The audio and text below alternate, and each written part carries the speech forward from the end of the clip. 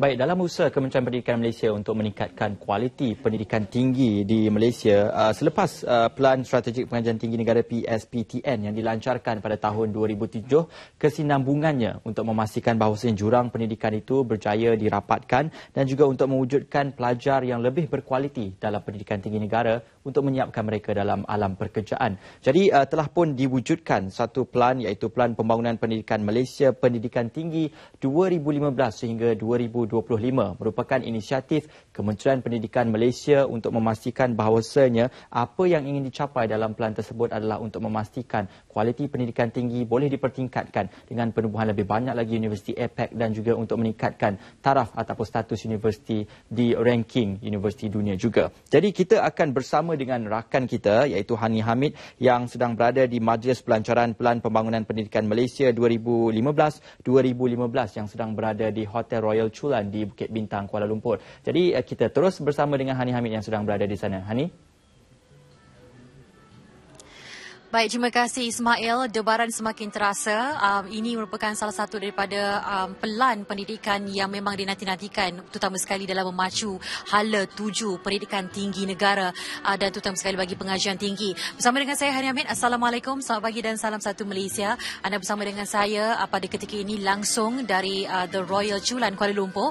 Mana sebentar saja lagi, lebih kurang pada pukul 11.55 pagi, kita akan bawakan juga kepada anda secara langsung untuk pelancaran pelan pendidikan negara Malaysia, di mana hari ini kita bakal menyaksikan bagaimana fokus bakal diberikan untuk dasar strategik yang dibawakan oleh Kementerian Pendidikan Malaysia dalam memacu hala tuju pendidikan tinggi negara. Jadi kita bersama dengan tetamu untuk kita berbicara dengan lebih lanjut lagi berkenaan dengan Pelan Pembangunan Pendidikan Malaysia 2015-2025 untuk pendidikan tinggi, Profesor Madya Dr. Nohayati Mohamad, Pengarah Pejabat Pengurusan Program Kementerian Pendidikan Malaysia. Assalamualaikum, selamat pagi Prof. Waalaikumsalam warahmatullahi wabarakatuh dan selamat pagi Hani. Ya, baik Prof, kita tahu bahawasanya ini merupakan satu detik yang cukup dinanti-nantikan oleh Kementerian Pendidikan Malaysia, terutama sekali bagi Prof yang memang terlibat secara langsung menerusi pelan ini, yang difahamkan ia merupakan satu perkara pelan yang dibawa daripada idea pada tahun 2007 menerusi pelan strategik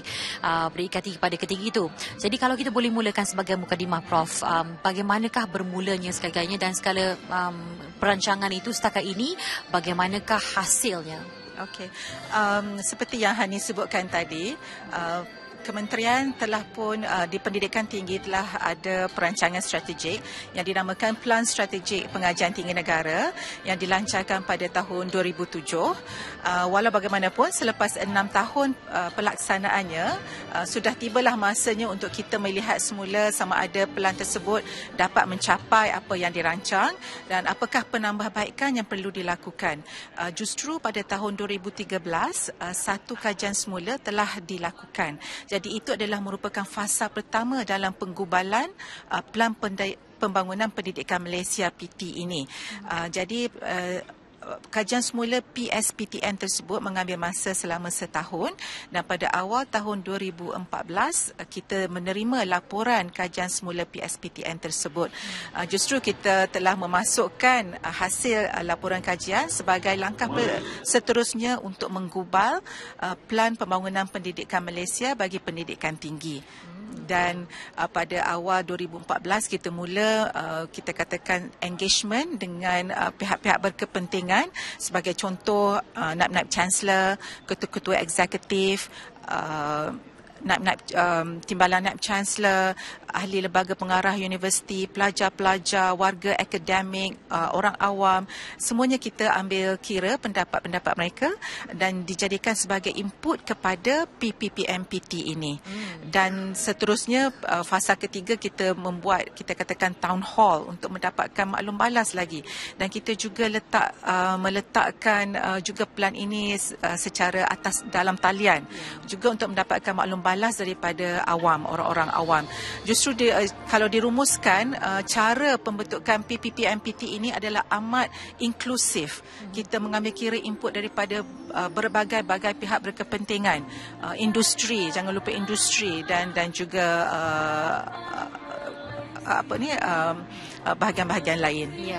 Baik, dan pada mula sebenarnya untuk PSPTN iaitu Pelan Strategik Pengajian Tinggi Negara yang dimulakan pada tahun 2007 itu menggariskan lebih kurang 7 perkara penting dan ditambah baik menerusi pelan ini dengan 10 lonjakan yang baru, dan ini juga bakal diumumkan dan dilancarkan oleh Perdana Menteri sebentar saja lagi. Boleh tak kalau kita berikan sedikit gambaran apakah antara 10 lonjakan yang penting tersebut, antaranya yang ditambah baik untuk tahun ini? Dalam 10 lonjakan tersebut, keberhasilan utama adalah untuk melahirkan bakat terpelajar dipacu nilai.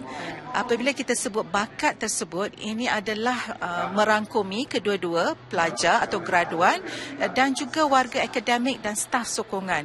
Jadi kita mahukan semuanya terpelajar, walau bagaimanapun tidak cukup dengan ilmu sahaja, mereka juga perlulah mempunyai nilai-nilai murni. Jadi kita menghasilkan bakat terpelajar dipacu nilai. Dan 10 lonjakan ini seperti yang Hani sebutkan tadi, ada penambahbaikan daripada 7 teras dalam PSPTN tersebut. Sebagai contoh, kita menekankan kepada kemampanan keuangan untuk memastikan kita mempunyai keuangan yang mantap untuk meneruskan, untuk bagi menampung keperluan pendidikan tinggi.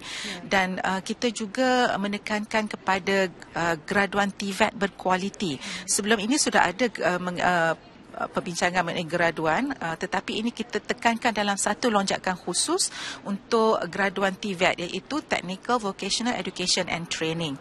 Dan kita juga kita tekankan juga, dia sudah ditekankan dalam PSPTN, iaitu pemantapan takbir urus universiti. Jadi di sini dalam PPPMPT kita memberikan penekanan yang lebih lagi mengenai pemantapan takbir urus universiti ini. Dan kalau anda pernah ingat pada tahun 2013 telah pun dilancarkan juga Pelan Pembangunan Pendidikan Malaysia untuk pendidikan prasekolah hingga lepas menengah. Dan bukunya kita boleh lihat nanti lebih kurang sama, tetapi kita harus tahu bahawa ini satu perbezaan untuk diberi fokus sepenuhnya kepada untuk pendidikan prasekolah hingga lepas menengah, dan ini adalah khusus untuk pendidikan tinggi. Jadi mungkin kalau kita boleh berikan sedikit fokus yang berbeza ini supaya lebih difahami oleh masyarakat berkenaan dengan kewujudan kedua-dua buku ataupun pelan ini. Selepas kajian semula PSPTN, kita memulakan penggubalan PPPM untuk pendidikan tinggi. Jadi di masa yang sama juga, kedua-dua kementerian, itu Kementerian Pelajaran Malaysia pada masa itu dan Kementerian Pengajian Tinggi bergabung. Justru itu kita jenamakan semula PSPTN itu kepada Pelan Pembangunan Pendidikan Malaysia Pendidikan Tinggi. Dan di dalam pelan PPPMPT ini juga kita jajarkan supaya aspirasi sistem dan aspirasi pelajar adalah sama. Sebagai contoh, aspirasi sistem dari segi akses, equity, perpaduan, kecekapan, dan juga unity. Dan dari segi aspirasi pelajar, sebagai contoh kita mahukan pelajar yang beretika, yang mempunyai kemahiran berbahasa, yang mempunyai kemahiran kepimpinan dan sebagainya. Jadi kita jajarkan supaya kita pastikan apa yang dimulakan di peringkat prasekolah hingga lepas menengah disambung dan dibawa ke pendidikan tinggi. Sebagai contoh, jika sekarang di peringkat sekolah kita menekankan kepada kemahiran berfikir aras tinggi, justru di peringkat pendidikan tinggi juga kita menekankan kepada pengajaran pembelajaran bagi pelajar yang menggunakan idea-idea inovatif, kreatif, sebagai contoh melalui experiential learning, dari segi case study, supaya mereka dapat menggunakan kemahiran berfikir aras tinggi dalam menyelesaikan masalah. Benar. Seperti mana yang pernah dinyatakan oleh Perdana Menteri menerusi laman blog dan juga Twitternya pada awal Januari tahun ini, menyatakan ini supaya dapat melahirkan individu-individu yang lebih kreatif, berkebolehan berfikir serta mampu untuk bersaing dalam dunia lebih kompetitif ini. Ini cukup penting kerana ini juga melibatkan masyarakat, terutama sekali bagi anak-anak muda, para pelajar kita. Jadi apa harapan daripada Kementerian Pendidikan Malaysia sendiri dalam kita merealisasikan dan menjayakan Pelan Pembangunan Pendidikan Malaysia untuk pengajian tinggi ini khususnya? Jadi kita pelan ini sangat mengutamakan penghasilan graduan tersebut. Jadi 3 lonjakan utama. Yang pertama, 3 itu adalah memfokuskan kepada penghasilan graduan. Jadi kita mahukan graduan yang seimbang dari segi ilmu dan akhlak. Jadi supaya graduan-graduan ini dapat memberi sumbangan kepada masyarakat kepada negara. Jadi kita mahukan graduan bukan sahaja yang cerdik tetapi juga yang mempunyai nilai-nilai murni. Dan